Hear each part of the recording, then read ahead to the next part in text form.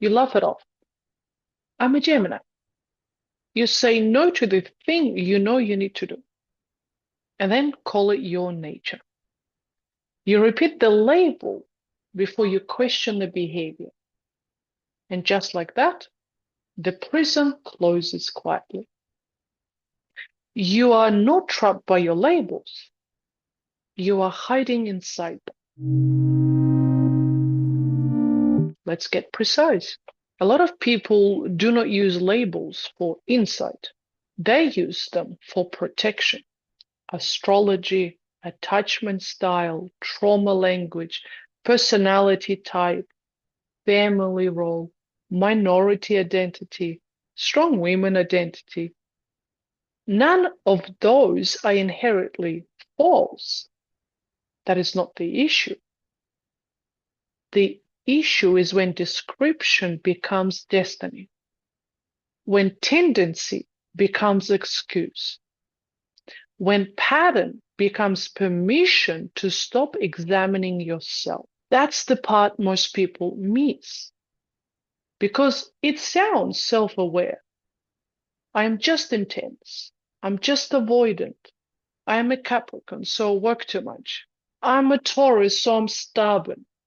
I am a Scorpio, so I'm secretive. I am this, I'm that. And after enough repetition, you stop asking the real question. Is this true now? Or is this just the identity I keep using as a shield against responsibility? Not emotionally, structurally. Because once a label gets attached to the self, the nervous system relaxes in the wrong way. It says, good, we know what this is. No need to investigate further. No need to change the pattern. No need to challenge the behavior. That is not self-knowledge. That's identity bracing. And here's the distortion. A label can describe a tendency. It cannot make your choices for you. Astrology may describe tendencies. It does not remove authorship. It does not excuse cruelty. It does not justify avoidance. It does not sanctify stagnation. It does not mean this is just how I am. No. That's control disguised as self-acceptance. Because if you can make the label final, you never have to confront the behavior. You never have to say, I keep doing this. It costs me. And I'm still responsible for how I participate. And this is where people split from themselves. Not because they lack language, because they use language to end inquiry too soon. Let me ask you something uncomfortable. What part of your identity have you turned into a shield so you don't have to face your actual choices?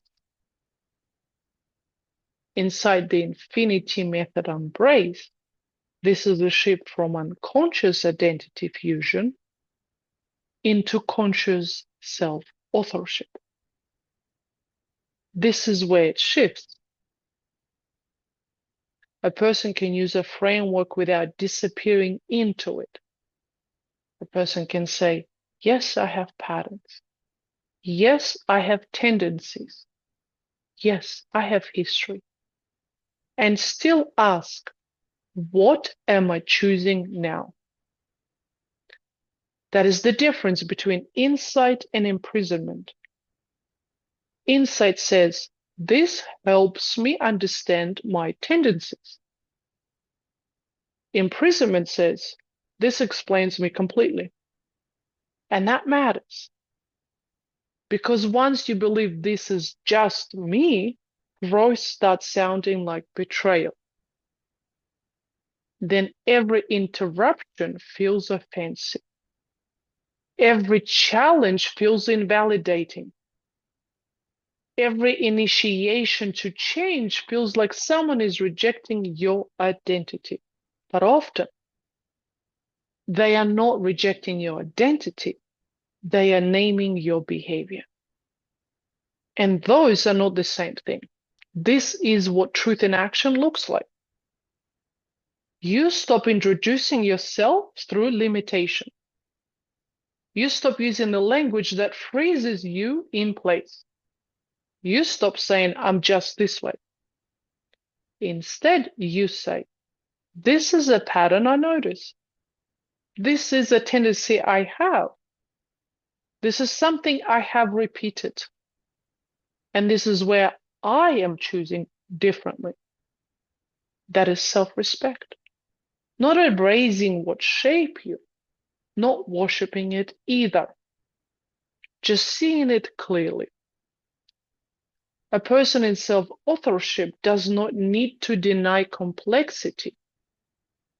They just stop confusing complexity with permanence. So yes, you may have temperament. You may have a history. You may belong to identities that shaped how you learned to survive. All true. But none of that removes the fact that you still participate in your life. You still choose how to speak. You still choose whether you apologize for your boundaries. You still choose where you hide behind irony instead of truth. You still choose whether a label becomes a mirror or a mask. This is also where Jung sharpens the truth. Persona is not the self. The identity you learned to present, explain, and defend is not automatically the deepest truth of who you are. Sometimes the label is just the socially acceptable version of your adaptation. This is why some people cling to identity language so tightly, because without it, they would have to meet their unguarded self underneath. And that can feel exposed. But exposed is not the same as unsafe. This is what it looks like in real life. Someone calls your behavior out. Old pattern. Well, that is just how I am. I'm a Taurus. I'm just blunt. I'm avoidant. New pattern. You pause. You resist the reflex to defend with identity. And you say, that might be a tendency in me, but I still need to look at how I am showing up. That is adopt. Another moment. You notice yourself repeating the same relational pattern, same withdrawal, same rigidity, same over control.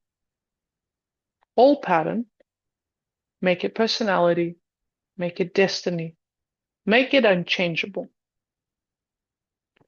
New pattern. You name the pattern without kneeling to it. This is familiar. This is not final. I still have responsibility here. That is authorship. Another moment. You feel the urge to lead with a label because it helps you feel legible. It gives shape. It gives certainty. It gives relief. But now you know better. So instead of saying this is just me, you ask, what am I using this to avoid? That question will free more people than another identity framework ever will. Is the real moment. Someone says something direct to you. You feel the immediate urge to tighten and explain yourself through the label. Not because it's accurate, because it's fast. You can feel the defense rising before the thought is even finished. Maybe I am just too intense. Maybe that's just my sign. Maybe this is just how I'm wired. That's the old myth. The label arrives before the responsibility.